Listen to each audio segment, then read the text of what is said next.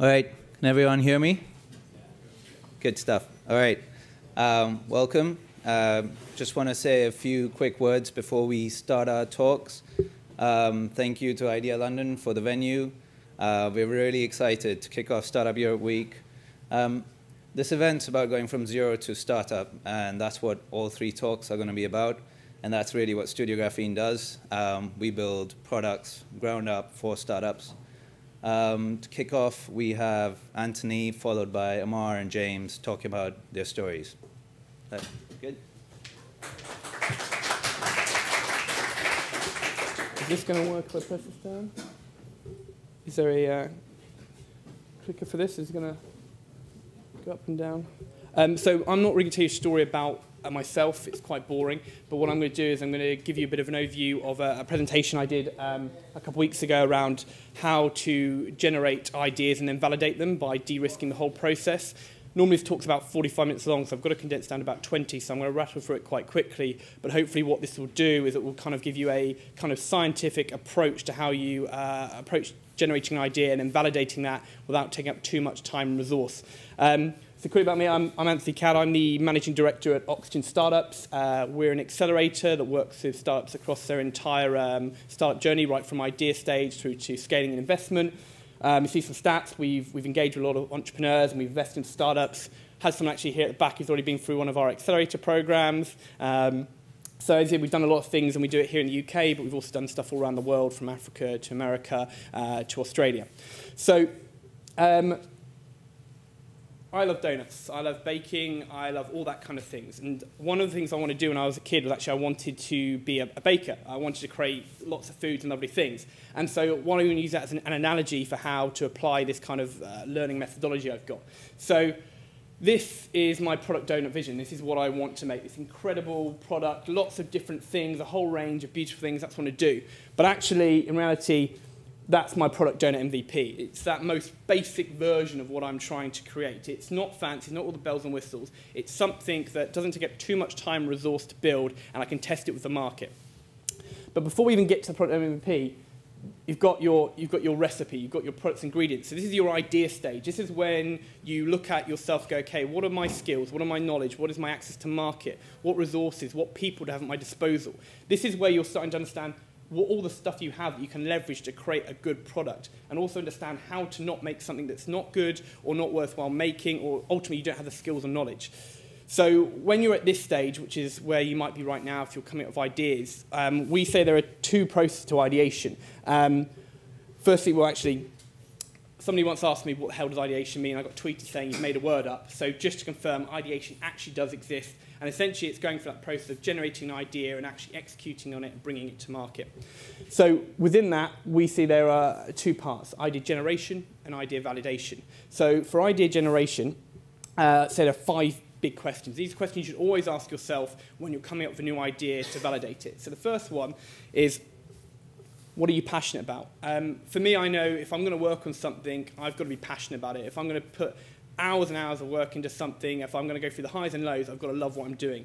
Originally, I had a grad scheme with KPMG, went to start doing that, absolutely hate it, didn't feel I was passionate about it. What I found I was passionate about was helping build small businesses like I did when I was at university, hence why I'm now the managing director of an accelerator program.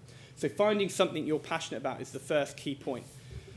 Number 2 is then, where is the pain? So within that, what is the pain? So if we go back to say my passion is baking, and I love donuts, where is the pain? Well, the pain might be for me specifically, there's nowhere good in London to buy donuts. There's nobody good who's providing donuts, and that's the biggest pain point. Ultimately, no one in London is actually making a quality donut that I want to buy, and therefore I think that's something that needs to be solved.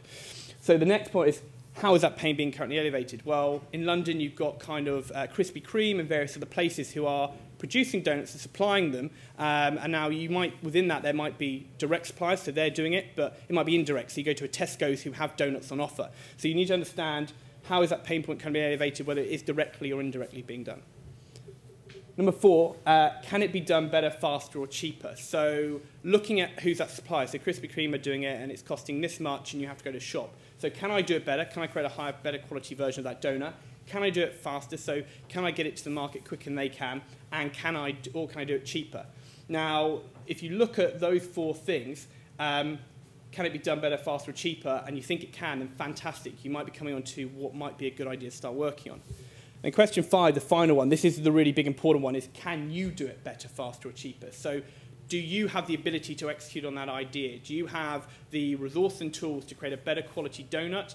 That might be the case. Actually, you know what? We've got a bakery that's doing them more fresh and not generically built in a giant machine. We can get it to you faster, which maybe we can deliver it to your house, and we can do it cheaper. If you can tick one of those boxes, then you might have a good idea to work on. If you can tick multiple of those boxes, then you might be coming to a really, really good idea. So those 5 questions, for us, the key thing you should be doing every time you're coming up with an idea is working through those 5 questions. Once you come through those and you think, actually, okay, I might be onto something here, we use a very simple tool that I'm sure a lot of you have seen. We call it the ideation map. So it's a very similar version of the business canvas model. So what I would suggest is if you're coming up with ideas, and we do this with a lot of our early stage workshops, is get one of these in A0, pin this to a wall, get a load of sticky notes, and this essentially becomes your brainstorm, your business plan, your way of formulating this and executing on what could be a potentially great business. So quickly rattle through it. Problem. So what is that problem you're trying to solve? The solution. So your solution is various different ranges of quality donuts, from your basic one right up to your high quality version. So here you're building out what that solution is going to look like. Maybe not what you're going to start building, but actually what you want it to look like. Competitors, so for me it would be Dunkin' Donuts and Krispy Kremes, 2 of the biggest suppliers of donuts here in London. And then you look at what's your value proposition. So okay, what is it you're going to do? So my customer's unhappy about the quality of donuts, so I'm bringing in really high quality chefs. The customer is unhappy about the fact they've got to go all the way to a Krispy Kreme shop in centre town. Okay, well, we're going to do home delivery.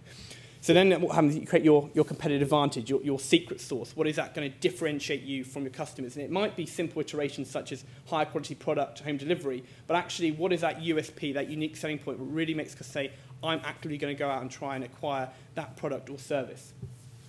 Next point then is your customers. So who are they? What do they look like? What is their profile? Understanding who they are will let you understand actually what is it that they need as a market, as an individual customer. So I have my 4 people here who like the idea of my donuts, which are my friends.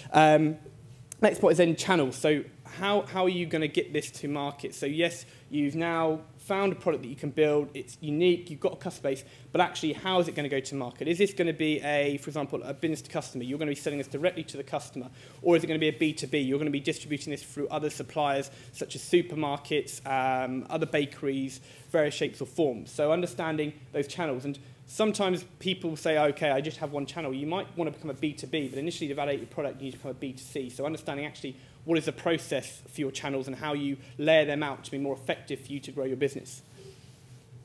Next point is revenue. How are you going to make money? Is this going to be a subscription, license fee, affiliate fee? Is it selling directly, individual donuts, selling in bulk? Understanding what revenue is going to be. And then, of course, finally, what is the cost of all of this? How are you going to source the ingredients? How are you going to build it? How are you going to market? How are you going to get to market? So we see the idea map. This is the only real tool you need when you're planning your business. This is the way to actually start to validate that idea. You've thought those 5 questions, you get your idea map out, and ultimately this is, a lot of people go, create a business plan when you're building a business. You really don't need a business plan, only in certain elements. If you build a business plan, you need to change something, you might have to change the whole document. You've got this on your wall, and you see the problem changes, you rip off a sticky note, you put a new one up, and you move things around. And ultimately, I've got one of these at home for my company, Oxygen, on my wall at home, and I'm constantly playing around with new things and using that as a way to visualize what I'm doing. So I really recommend this is a great tool to kind of get yourself through that thought process and formulate your ideas on paper. So once we've got this idea, we've built our idea map, we think we've got a product, we need to then validate it. So a lot of people will go and talk to you about Lean Startup. Who's read this Lean Startup, or who's got a copy of it? Yeah, a lot of us have. So if you haven't, this book is a fantastic book. It's kind of like your 101 to business when you're building a startup. You may not use all the tools and methods in it, but what it does, it gives you a really good insight and understanding of how people operate and the processes you want to go through. And actually, when you come to talk to accelerators or pre-accelerators or those kind of resources, a lot of what they do is underpinned by the Lean Startup. So I really recommend, if you haven't, go over for this book. You can read it in a weekend, and it will really help you formulate how you start to validate the ideas you have, and even looks at the ideation stage as well. So traditionally before Lean, it was a build it and they will come approach. It was build this big product, make it amazing and perfect, then release it to the market because you think you've got what the market wants. And this is kind of what it might look like. For me, I want to build donuts. I love donuts. So I built this super amazing donut car. It does everything you think your customer wants. When actually, in reality, there was probably only one person in the world who'd want a donut car, which is this guy. And you've ultimately built a product your customers don't want, and by the time you've got it to market, you realize that you've wasted time, resource, money, and tools. So an MVP doesn't need to be this big-scale, amazing product. You actually take a step back. So what we say is use a key methodology in Lean, which is build, measure, learn, loop. So this is an iteration cycle you should be constantly going through as you're trying to build your product. So we start off with the idea. So you now validate this idea. So we're going to build something. So building something doesn't mean you've got to build the first version of your app. It doesn't mean you need to build the donut car. Building something might be as simple as building a survey to get out to a potential customer market, or a landing page to explain what your product is and get people to sign up. So you build that, you've built your first version of the product. You're then going to measure that by how you engage with your potential customers or the audience and market. And from that, we create data, which we learn from, and then we come back to the idea stage. And we then keep going around this loop in small, small cycles. So the idea is here, if you get back to idea stage and you put out, say, that survey, and people said, no, that's crap, brilliant, you've not wasted a lot of time. You can go back to the idea stage, reevaluate, reformulate, refocus, and then start going through that process again. So how do we do this? How do we start going through this cycle? Well, actually, we build what we call an assumptions canvas. So you need to make a load of assumptions around your business or idea. So my assumptions might be people want freshly baked donuts. People want freshly baked donuts delivered to their house. People want a mobile application where they can select their donut from. People only want to pay this much. Build this long list of assumptions, and then we use that build, learn, measure, loop cycle to test those assumptions, which is about validating the idea before we even really start working on it. So testing our assumptions might look like this. So the first iteration of the build, learn, measure, loop cycle might be testing our assumptions. People have problem X. So I've created a survey. I've given it to 100 people who I think are in my customer base to understand, is this a problem they have? Are they not getting fresh donuts? Do they want donuts on a daily basis? Do they want them delivered? Once I've gone through that and I find actually, yes, people do want that, and that's fantastic. So the next thing I might do is I might create a landing page. So a landing page explaining what this product is based on the survey. And then based on how many people sign up and say, yes, they want to hear more about it or they want the product when it's released, it will further validate it. So we take these small iterations. And this is very much seen as kind of you're building your MVP. It's not just about building that product, but it's about building an understanding do people actually want the product once you build it. So another great tool to use is from Lean Startup Machines called the validation board. Essentially, it's a digital version of how to measure and validate what you're doing. I've recommended it to a lot of people. It's a very simple way. You only have to sign up online, give them your email, and you get free access to this, so why not? And it very much interlinks with the Lean Startup book. So we're going through this process and we're building trying to build this minimum viable product. And actually, we're building a minimum viable product in our head by doing all this data capture analysis. We're not just having to physically build the product, which obviously this is what we're trying to get to through doing all this research and iterations. And you will get there eventually, but you don't need to necessarily have that product built from day one. There's a lot more you can do before it. And ultimately, that's de-risking what you're doing. De-risking the time you put into it, de-risking the resource you have to put into it, and make sure when you use that time resource, you're actually applying it effectively and creating something people want from day one. So what we say is, you're going through this cycle. You obviously don't want to go through the cycle forever, but forever going over and over again, getting the nitty-gritty details before you start building your product. But ultimately, everything you do and interact with your customers is a bit of data. You've got to measure it. So even not just what they respond to in the question or survey, why are they responding to it? Are they not responding to it? Understand every single data point you can possibly find and measure that and test those, remake assumptions off the back of that and keep testing them and going through that cycle over and over and over again. So once you're testing this and you're getting on board, we say there are these pirate metrics, which is acquisition, activation, retention, referrals, revenue. And this starts to measure and validate actually how interested people are in your product. So acquisition, this might be your first engagement with a customer. So you've got them to look on your website landing page, you've got them to open your survey, you've got them to find to talk to. That's the first stage. The next stage is activation. So this might be someone who's signing up to your newsletter or your landing page for more information. They've completed the survey and they want to find out more. Retention, they're coming back. They're continuing you through this validation process. They are continuing to come back to your website and accessing your product or looking at it. And then the fourth one is referrals. So this is when they start recommending people and you start to see more people coming into your flow that you haven't directly gone and accessed yourself. And then finally, revenue. This is when people start paying for your product. This is when we're starting to get to the idea where this actually is working. So if we look at this as an acquisition funnel, at the top you want loads of people coming in. You want to access as many people in the market as possible to test them at that really early stage to understand what they think of it. As you come down, then you should see a small rate of those people activate. They're actually people who are interested in your product and what you're doing. And I say then what happens is you retain them, you'll get those referrals, and they'll be coming back on the bottom. And at the bottom, we're creating revenue. We've got a product that works and people want and people are willing to pay for. So the big problem here is people, we're going back to that donut MVP with the car, people traditionally are scared to release a product. You want to build this perfect thing. I know when I built my first startup at university, I spent ages building this app, didn't want anyone to see it till it was perfect, got it built, it was fantastic, I thought it was great, went out, people said, well, that doesn't work because we don't need that for that. Actually, that doesn't really look very good. And suddenly I had to go back to scraps at the beginning again. Why? Because actually I couldn't do little changes. It was easier for me just to start over again. What I should have done was go out there at the earliest stage with a basic version of my product, even if it's just a survey, and understand. So if it's ugly, launch it. Because ultimately, if you wait too long, someone else is going to do it before you, or you've built something people don't want. So without that kind of lean methodology, this is what I wanted to build, this super mega donut, something no one's ever seen before. It's got everything in the world, every service, every part of the product. This is your kind of big supervision. But in reality, this is what the customer wanted. They just wanted a few different versions of the donut with a few little things on it. But because I've tried to create my super big vision, and I'm a startup and I haven't got much resource and time, all I've built is this. I've built a crappy product that's not even completed, which actually people didn't really want. And that's the mindset you've got to have. Yes, you want to get to this end goal, this big vision, but actually you've got to start somewhere and make a basic product. But before you even get to that, you can go for a whole process of building an MVP without even starting your product, which is this scientific approach of asking yourself those questions, those 5 big questions, which will help you understand, is this an idea worth working on? Once you work through those, you can then start to use a build, measure, learn loop cycle to validate that idea, which will allow you to eventually get to what will be the first version of your MVP without having spent too much time or resource or wasted anything going forward. And that's what we really call as the ideation process. So hopefully that was helpful. It was very quick running through it, I know, but if you want the slides or some more information on it, please do let me know. Happy to share that. Thank you very much.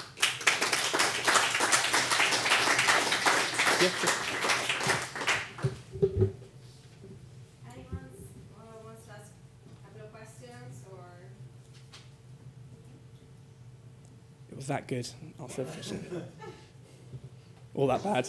What is MVP? Minimal viable product. So this is the most basic version of your product. So you might say I want to build this mobile app which has 10 features, but actually look at your customer base, say, if I can only build one thing, what is the most important thing that customer needs? Ultimately, without that, they can't have anything else. That's your MVP, so building that first basic version of your product out. Minimum viable product. I have one. Oh, they always do. Yeah. Hi. Question regarding where you was talking about, what the word about it, when you say landing page. Yeah. Yeah.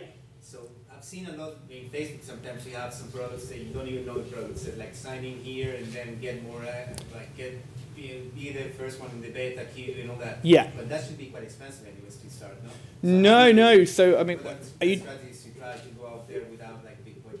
Yeah. So you're talking about actually the physical building of the landing page and stuff like that. The So, distribution, I guess. so- landing pages. well, yes. So, I mean, for example, what I say is, you know, especially since at hackathon weekends, Yeah. to build a landing page which just has a screen, bit of text about what you do. If you'd like to find out more when we're eventually launching, put your email in here.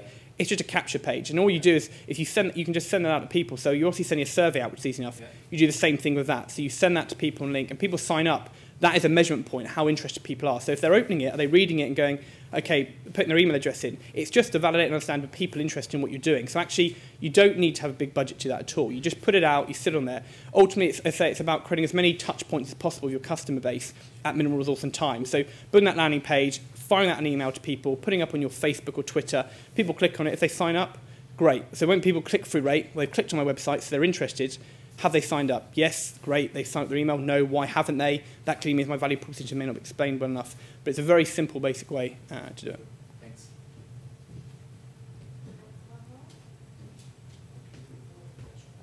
Can you tell us a bit more about the startup? Yeah, sure. I won't rattle back to the last slide, so about 50 went through there. So Oxygen Startups is a portfolio of accelerator-based businesses that support early-stage entrepreneurs in the tech space. Founded in 2009 by our founder and chairman, Mark Hales, as a 13-week tech accelerator in Birmingham, which is now based here in London. We run 3 types of programs. We run Oxygen Weekend, which is very much a startup weekend type program about building out your ideas. And we also do a lot of different specific hackathons around that with different clients. So we were in New York last month with TransferWise, running a fintech program. We then run an Oxygen Pre-Accelerator, which is a 5-day boot camp, and this is very much taking your idea forward, potentially building out your MVP, finding a co-founder, raising a small round of investment, or actually, if you're trying to apply to an accelerator, we can help you build the milestones and how you do that. And then we have our 13-week accelerator. So this is a traditional 13-week mentor-led accelerator program. We invest a small round of funding in exchange for equity into your business, put you through that accelerator, and then help you to raise money beyond that program. As I say, we don't do any specific vertical-based programs, so we take all technology kind of companies. If you're talking about accelerator, you must have a co-founder. We don't look at individual founders. And then we do a lot of work in the corporate public sector space. So we traditionally run our program once or twice a year. We're actually going through a lot of changes at the moment, so we're not running an active program right now, but we'll be launching out a new program later on this year. If you have any specific questions about Oxygen or knowledge on it, just go to our website, or you can just drop me an email with kind of you here today, and I'm happy to answer questions or kind of grab a coffee. The question which I wanted to know is when we're designing the MVP, you know, and we are expecting the customer to use the MVP, there might be 101 different MVPs which might look similar.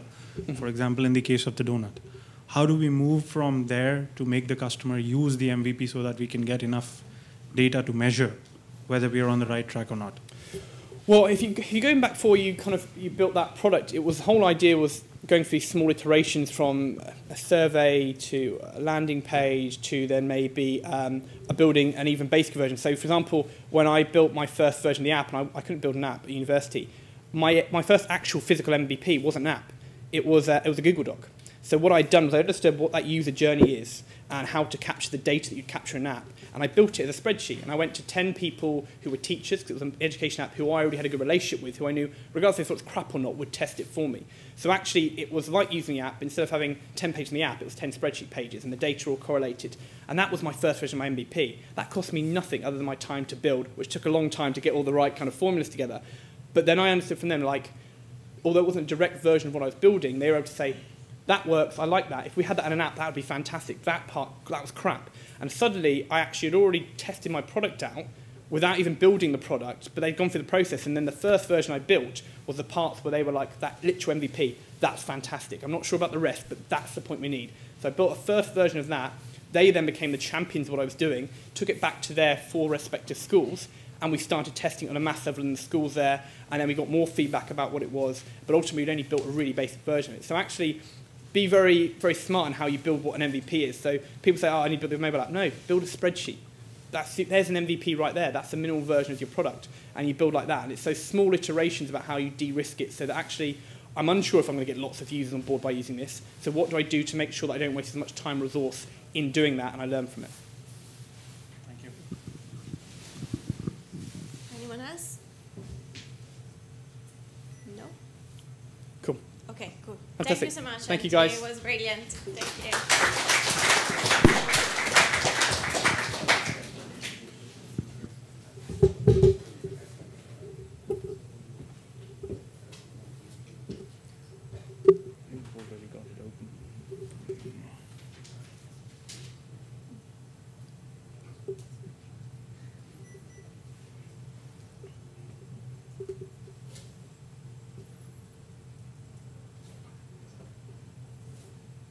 One second. Obviously, it's not working.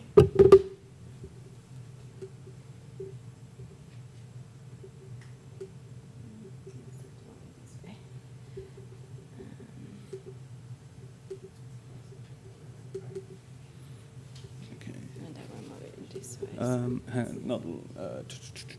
Just 1 second. Okay. There's a. We can start the first one. There's a present. So you should be able to. Cool. Right. Hi, everyone. I'm Amar. I'm the CTO of a startup called Ubota. I'll talk about Ubota in a little while, but the purpose of today's talk is really about the journey from the corporate world, where I did 10 years as a management consultant, to how I became part of a startup.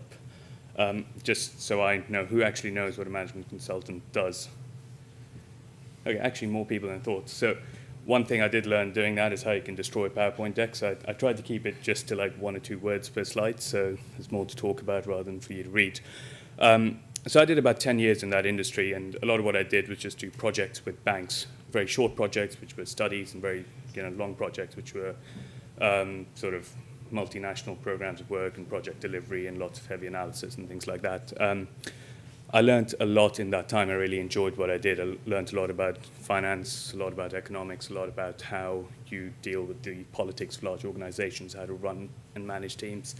I learned a lot about technology as well, and that, they were really important skills to pick up, and I'm finding them very useful in my life right now.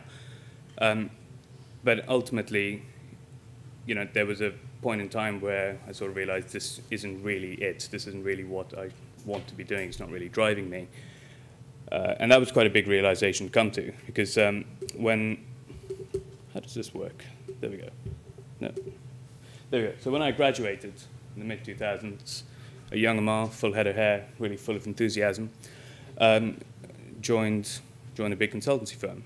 Right? I joined it in the financial services division. I was really excited about what I was going to go to do. I was really, really enthusiastic about it. I was thinking, yeah, this is an industry that's at the center of everything that's going on right now. It's an industry that has a massive impact on the world, and being part of it means that the work I do could have an impact on people's lives, could have an impact on society. I could do something that would make a difference, that would make a change. That kind of, in the Simon Sinek concept, that was sort of my why, and it took me a long time to realize that, but on reflection, that was sort of what was going on.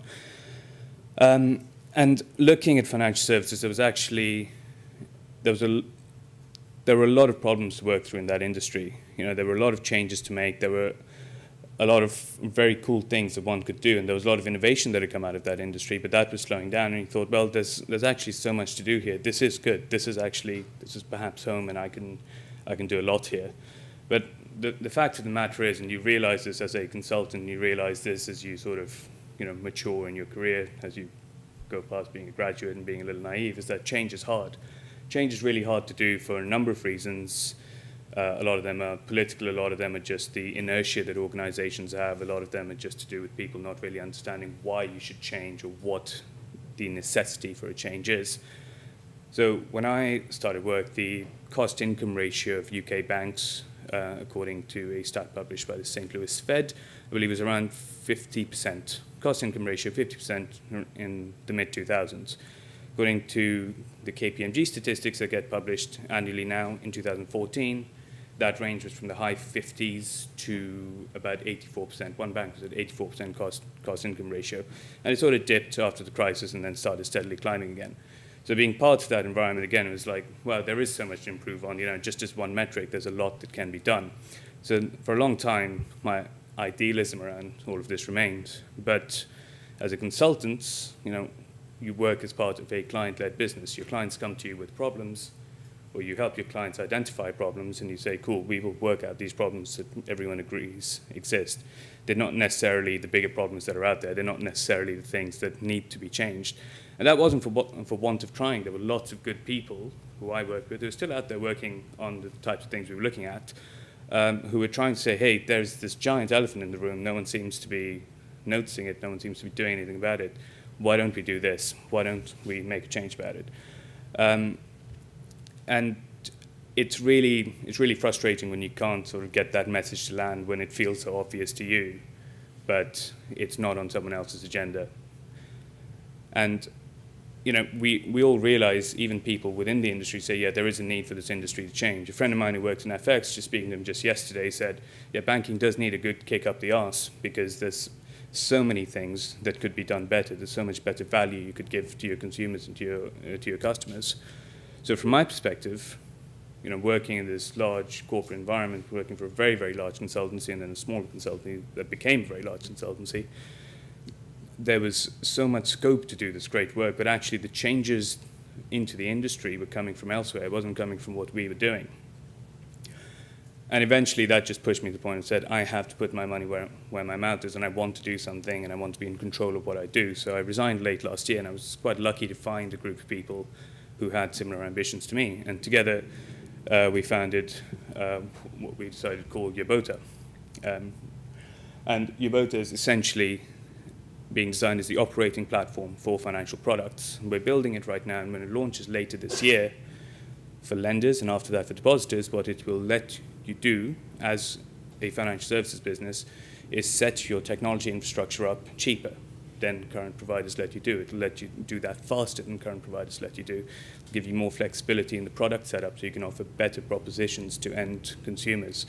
It'll offer better integrations with credit bureaus, payments providers and so forth, and better data management as well. Now, why are we doing this? What is the point of doing this? Well, from everything I've seen and everything we've sort of talked about, it's about sort of reducing the cost of manufacturing financial products. And this is, for me, this is a very tangible concept because I spent 10 years working in banks and 10 years working on what this means.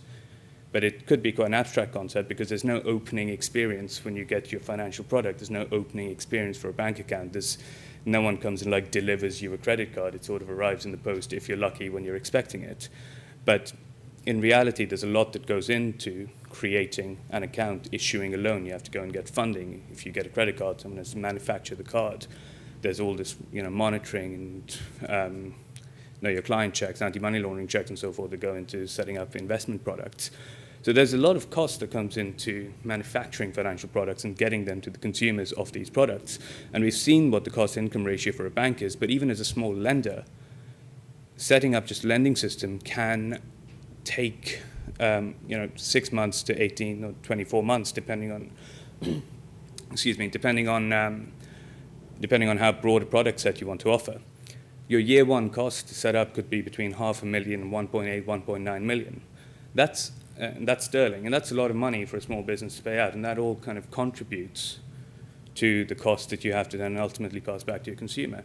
Plus, there's all these hidden charges in terms of payments, in terms of credit checks, in terms of technology, staffing, location costs, and so forth. It's an expensive industry to be in. So why are we tackling this, and why are we not tackling the customer experience of retail banking? Why are we not tackling payments, which so many other startups, so many other companies are doing? And these are important things to work on as well. And there's lots of great work happening there. Well, if you look at something like TransferWise has really changed the FX market by changing the way the operational aspect of that business, of those types of businesses work. So by tackling the operational processes behind writing loans, behind taking deposits, and doing that through technology, we believe we can reduce the cost of manufacturing financial products. The UK consumer credit market is about £178 billion right now. The growth rate in that is 7 to 8% per annum, which means next year it'll be 190 million, touching 200 million. According to a YouGov poll, 2.7 million people in the UK thought that they would have to cut back on heating their homes over the winter so they could pay their rent or their mortgage. About 25% of people, according to an R3 poll, said that, yeah, we have to use some form of credit to get through our our day-to-day lives. The cost of a loan is 20%, 30%, 40% in some cases, and maybe more if you are going to payday lenders or if you're classified for some reason as a subprime proposition because you missed a mobile phone bill or you had a dispute with, the guy you bought a car off, something like that. The earnings you make on your deposits, if you are lucky enough to have savings, are just next to none. So there's this massive gulf in what you earn and what you get rewarded for giving money to an institution that goes and lends it at these really, really high rates. And that's driven by some of these costs that we've seen, and that bit's valid, but it's also driven by the fact that that's just where the market is settled, and there's no one giving an alternative to say, hey, you can do something you can provide a service that's better, you can provide a service that's cheaper. And that's what we want to address, because nobody really wants debt, right? No one wants to go and borrow money. People just need access to funds to be able to do the stuff that they want to do, to buy their kids a laptop, to get a car so they can drive to work. And instead of getting help like that, we sort of have to offer as an industry regulated advice, say your home will be repossessed or your credit rating will go bad or a nice bailiff will come around and take all your stuff. And that's regulated advice and just doesn't sort of feel right. So Yobota will enable these better products and better services to be offered by financial services firms by reducing the cost of manufacturing financial products. I'm pleased to say, we've got a really good team behind this, technologists, people with banking backgrounds and credit backgrounds. We're working on this. We've got our fundraising secured, and this would be real. This will be real towards the end of the year. Now, that's a huge risk, right? And I kind of went from this corporate top left space to the startup bottom right space. And I did that despite the fact I had a really comfortable job. I had this sort of perpetual security. I had a really good network where I worked. I got on with most of the clients who I worked with and could have probably just lived out my life like that and had a just comfortable existence. But going back to what was true to me, and when I graduated, when I started working, I wanted to do something different. I wanted to do something significant, something that would have an impact. And while I've done some big projects as a consultant, projects that have had big impacts on clients' balance sheets, or big impacts on the day-to-day lives of people who'd be working on a particular product or be doing whatever it was that they did at the banks I was working with, the change was sort of limited beyond that. It was hard to explain to people what I did. By kind of taking control of what it is you do, and by focusing on, this is my passion, this is what I want to work on, you sort of reclaim that, and you can turn around to people and say, hey, this is what I do as a business. This is the value that I bring back into society, that I'm just creating because of the fact that we have a company, we have a product, we have something that we believe in. The focus that this has brought, just by saying, hey, there's a limited amount of funding, there's a deadline we've got to hit, and there's a fear factor that comes with that, is very, very real, right? And that means that actually we are extremely focused on what we're doing and why we're doing it and how we're going to do it. Some of the lean methodologies that we were talking about earlier that were being presented, they're extremely useful in achieving this. And that's really what the change is. You have to just be as minimal as possible. As a corporate, or working in that corporate environment in a large company, you're sort of responsible for maintaining the status quo. And that is important, because that's how people get YouTube, and that's how people get fridges, and that's how people get easy transportation and food on their shelves. But equally, in order to get those things in the first place, you have to invent, you have to innovate, you have to do something new, and that's the value of joining startups. That's why I did this. That's what drove me to make that change. That's it. So, thank you.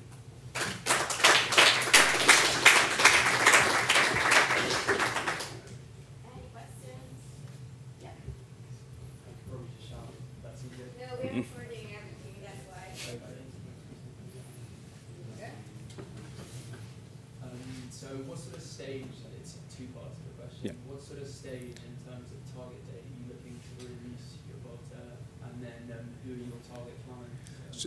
So Yubota, we're basically in the first month of building it. So we did a lot of work thinking about what it is going to be and how it's going to work. We are aiming for a Q3 launch. And then the second part of your question is essentially small lenders, initially particularly retail lenders, and then going beyond that into SME lending and like small medium enterprise lending and beyond, and then also into the deposit space, the cash ISAs and so forth. Okay. Yeah.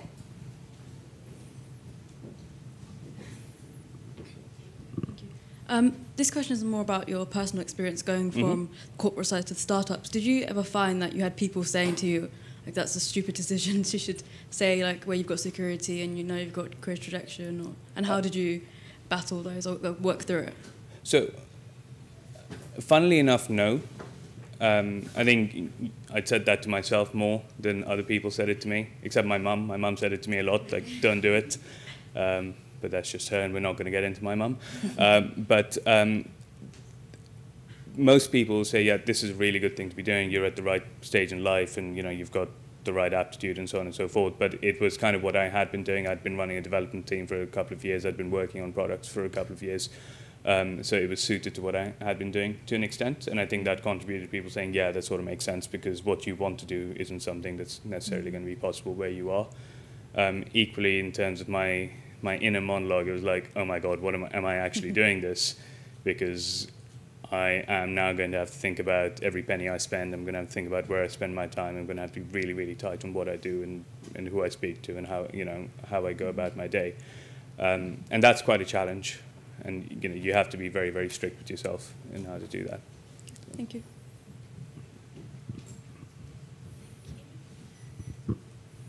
Last question? Yep. So I see that you're a CDO of Yoboda, so I guess you know about coding, right? Yep.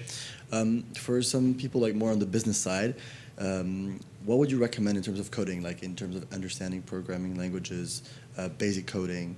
Where would we start? Like start by building a landing page and learn how to build and code a landing page to understand a little bit. Like just give some tips around coding for a business person.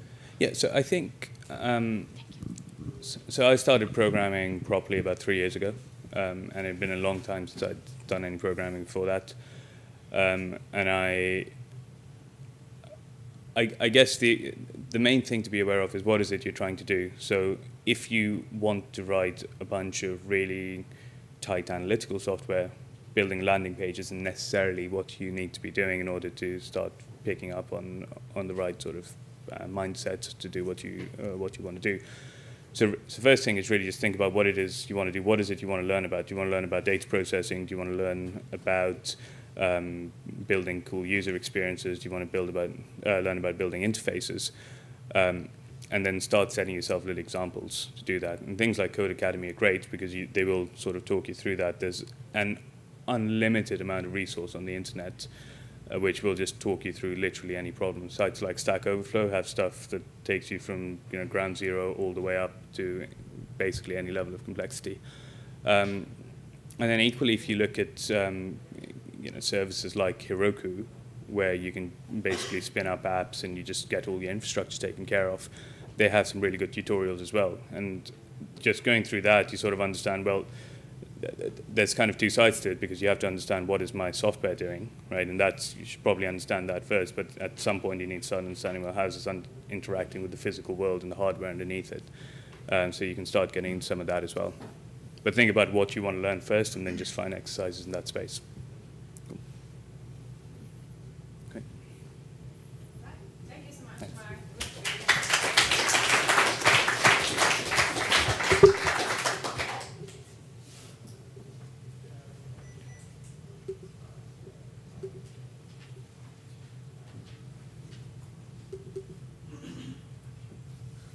Here we go, James. It's your turn.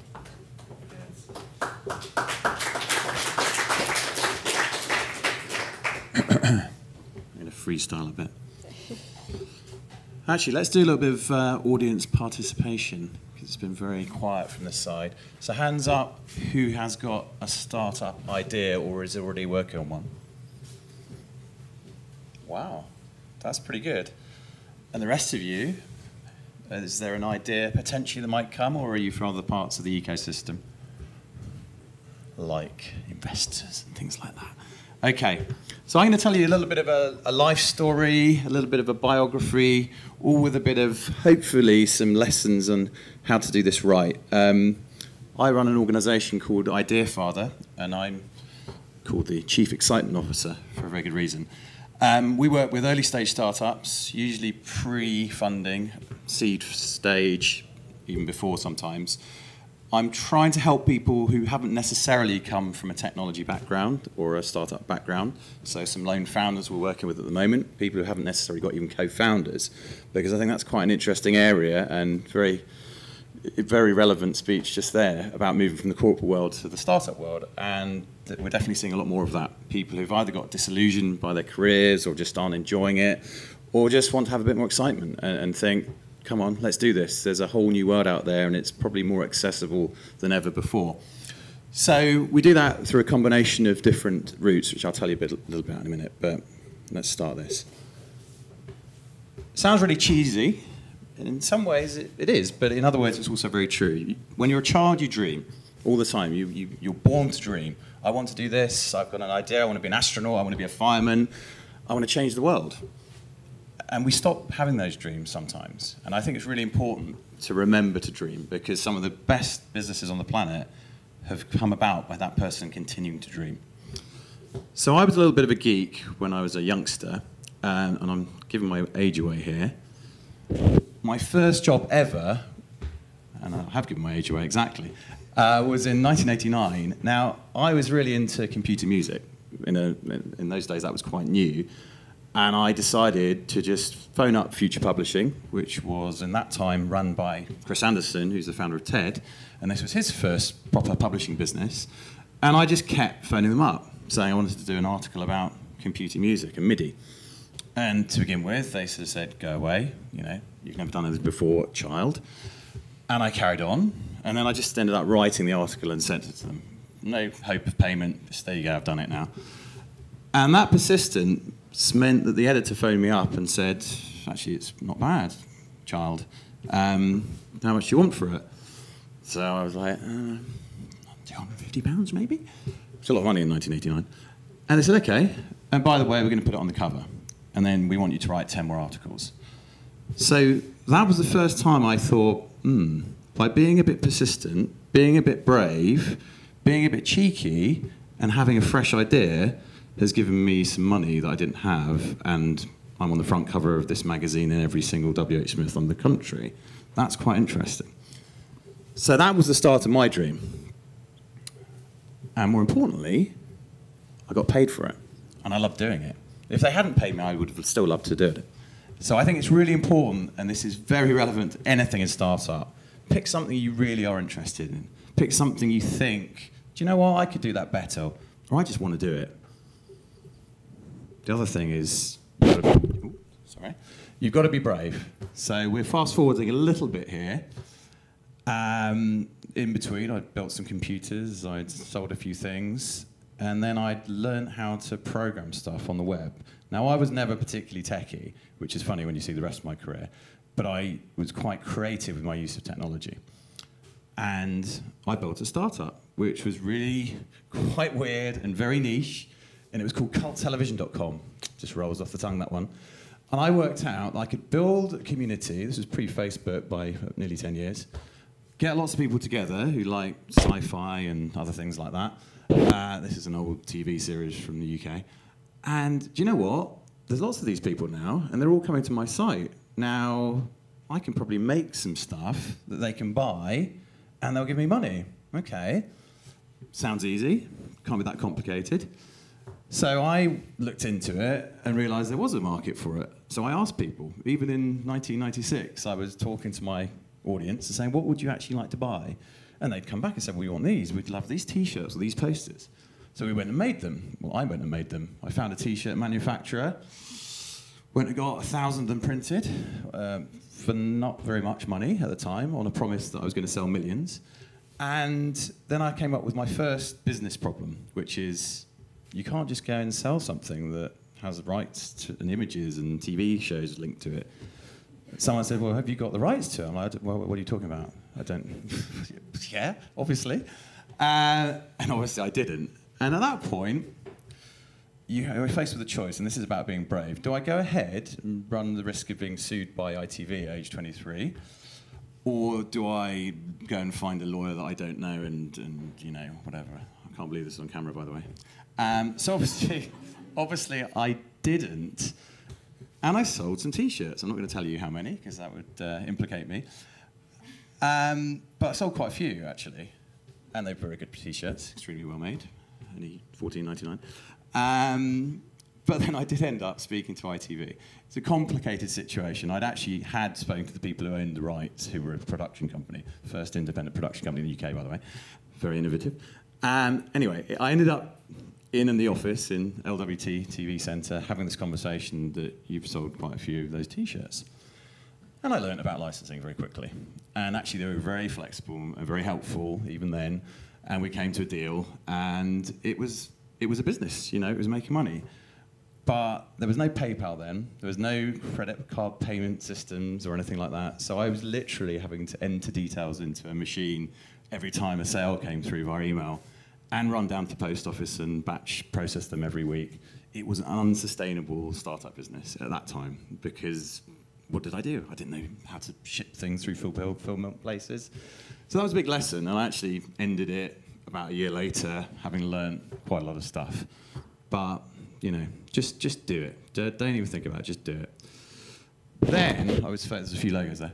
I was faced with, I've actually got to get a proper job. I've got to go out and actually work for someone to get paid. Now, I happened, because I've done all this web stuff, to end up working for probably 3 of the most respected digital agencies in London. I was theirs first technical director, and I was the only technical director in London who didn't actually code, which was quite rare in 2005. But it was all about teaching corporates, and we had some massive clients, including Unilever, Sony Ericsson, who was very interesting, how to think in more innovative ways. So we had an amazing technology team. We were creating stuff that no one had created before, building massive transactional websites, pretty much defining digital advertising with very, very creative things. I don't know whether you've ever seen the Lynx Feather Girl, where you tickle the girl. It's one of the most successful virals of all time. We built that with a couple of people in a room. But this was basically where I learnt my art. So I'd done the little startup-y bit. I'd had to play around, not really understanding what I was doing. This is where I learned lots on someone else's pay packet. And I think it's an element, if you're sort of 20, 24, 25, starting out, maybe it's not a bad idea to start with a job and learn what you can. Get to meet clients, get to liaise with people. If you get the luck I did to work with some amazing creatives, some amazing technologists, I just learned so much. But then, do you know what?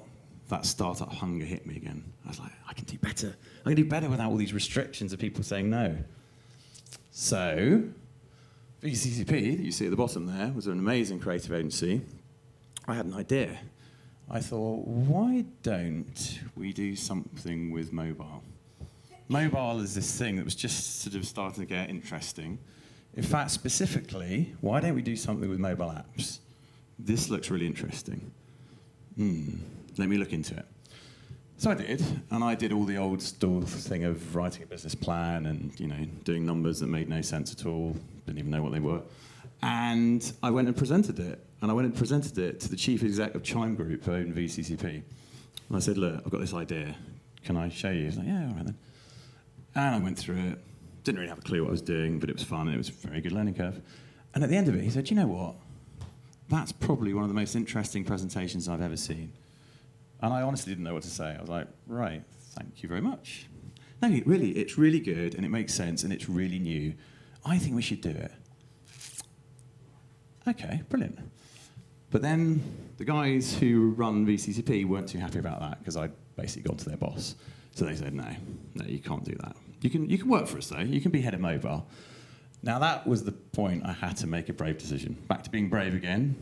And did I want to just accept that very well-paid job? Security, having a team, or do I want to go and do it again by myself? And I said, no, sorry, it's my idea. I'm going to do it. And that's when I founded Agency Mobile with a good friend of mine. It's about being brave again. Are you all right for time, guys? Okay. Now, a couple of lessons on this one. We literally started this out of a bedroom. Me and one of my best friends at the time. No contracts, none of that. Don't need that. You're friends. You don't need to do that. And this was probably the most lean startup ever. We were literally prodigious. We were going to every single client we could think of, selling them this new world of native applications. We'd done a bit of work for Sony Ericsson directly, Samsung directly, Nokia directly, with one developer in Russia that we'd found. So we were obviously experts. So then we started going to everyone saying, well, we are the experts on native mobile apps. Yeah, that's it. Now, having that bravery to say that and actually be able to deliver on it is scary, but really important. Because if you can buy people into your idea, even before you validated it, you're already halfway there. And then we learned really quickly how to do it really well. And that handily coincided with the iPhone being released. And we were the first iPhone developers to be approved in Europe, which was more luck than judgment. But that gave us access to Apple, gave us access to everything very early, and we were very good at it. We learned how to really craft native mobile iPhone apps. As you can see there, we did it for some of the biggest people in the world. Now, this story is about product, because there was no one before us. We couldn't look at anyone and go, well, that's how you do an amazing iPhone app. We had to learn everything as we did it. And we had to really push the envelope. So the first app you see there was called Your Rebot, that we built as a bit of a co-production with a company called Us2, Reebok, and ourselves. And we really just went a bit ballistic on it. There was already, it was an iPhone 1, this is 2008, sorry. And we threw out the Apple guidelines. We said, no, we want to do this as a 3D thing that you just play with your finger, move the shoe around, you can customize it how you want. Oh, and by the way, you can buy this customized shoe at the end, it gets sent. So this was pretty early on for 2008. And Apple said, no, we've got guidelines, we've got design guidelines for you developers. Like, no, look at what we're trying to do. This hasn't been done before. This makes your hand select look amazing. We went backwards and forwards with Cupertino. No, yes, no, maybe. Ooh, maybe. And we won. It took nearly 2 months, but we won the argument based on there are any guidelines. So again, keep pushing. Keep pushing. Don't accept no. Go for it. And that ended up being a phenomenally successful app, 50,000 downloads a day. I don't know how much money it made for Reebok, but it was in the millions in terms of direct revenue from an application in 2008. And the moral of that story is really, really push your product. I think a lot of people now, especially where there's lots of sort of incubators and accelerators that do slightly processize the process of making product, I don't think they push the need to really push the envelope on product. You know, find the best techies you can. Find someone who wants to go beyond just what's out there. Go beyond what even the manufacturers think they can do on a handset. And then you suddenly have cut through that you wouldn't have before. So it's about being really up there. Look at Uber when they released the Uber app. It was a beautiful app. It was very, very polished compared to certainly most other taxi apps. And that was very strategic. The rest of these, they were all sort of number one apps. We were the first people to do the apps for the BBC, all the good food apps. That was the first live sports app in the UK for the England FA, which was pretty scary on a World Cup year. You know, that's a good way to test with your users on a live football match for the country that invented football. Deutsche Bank, onboarding, that won an award for best use of mobile for HR. And Next was the first native retail app in the UK. Again, so there's lots of firsts. And the reason I mention that is not to blow my own trumpet. It's because that's how you have to be thinking, especially as a startup.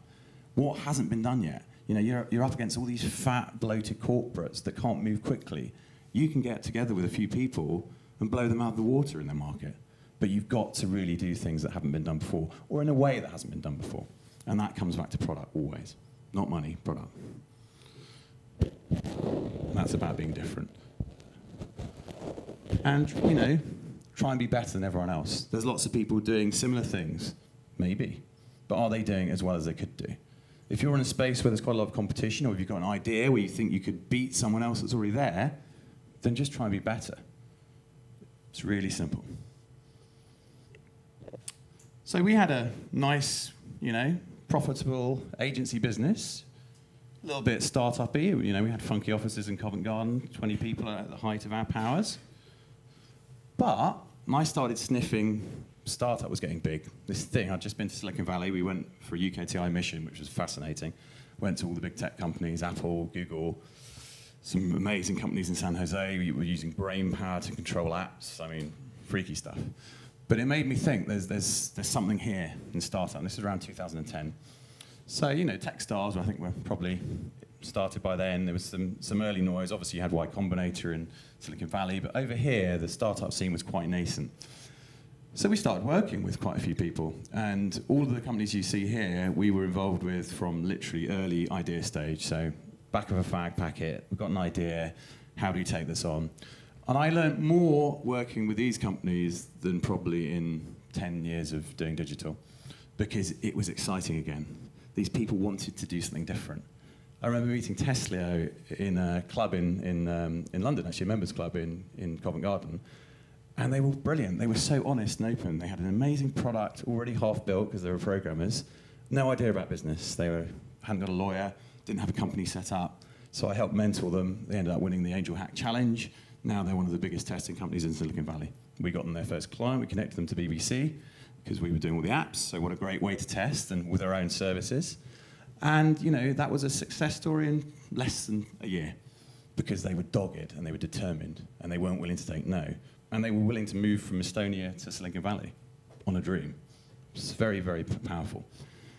Blipper is a bit of a success story as well. I think they're touting themselves as a $1 billion UK company, and they may well achieve it. Again, just brilliant product, really innovative, doing something that hadn't been done before. It was a really rough MVP. When we first released that MVP, that had bugs all over the place. But you know what? Didn't matter, because they used their Facebook page to beautifully communicate that to everyone. Guys, we're about to release the Android version. It's a bit buggy, bear with us, there's going to be some bugs, but we're going to release it anyway. Do you know what? Everyone loved it. And they gave bug reports daily. Yeah, can we have this feature as well? We'd like to be able to do this. Oh, fantastic. Now 200 people have said the same thing. Let's add it into the next build. And you know, that's just the way to do it. Just keep adapting. Adapt your business to what you feel is right. But, you know, it's not all happy days, because sometimes you fall out with people. And not comparing myself to the Beatles and Oasis, that's a little bit egotistical, but I fell out with my business partner, who was my friend, and it was just one of those things. If you have a very creative business, it is like a band. For that moment when you're creating, it's amazing. You have these amazing discussions, you work hours on end, and you create something that comes out the other end amazingly. And we had a beautiful synergy, but we're just very different people. And after 7 years, sometimes those cracks in any relationship show, and it split up. It was very sad, very unhappy, but you know what? I could have gone, that's it, I might as well go get a job. No, I didn't. I started again in the area that I was finding interesting. And this is where IDEALondon was born. So all those learnings, all that product learning, we'd learned how to raise money, we'd learned how to do a business properly, we'd learned how to hire people, we'd learned how to interview people, we'd learned how to propose things. All these learnings came into one place. And do you know what? I really also wanted to start helping other startups again. To me, that's the passion. I want to see people with fresh ideas, get them off the ground, be brave, leave your job, do your dream, and it will work. I believe you, it will work. And there's this little guy you might have seen before, bit of a hero for me, because I like the way he did things. And we're going to steal some of his phrases. Stay hungry, stay foolish, never stop dreaming. Thank you very much.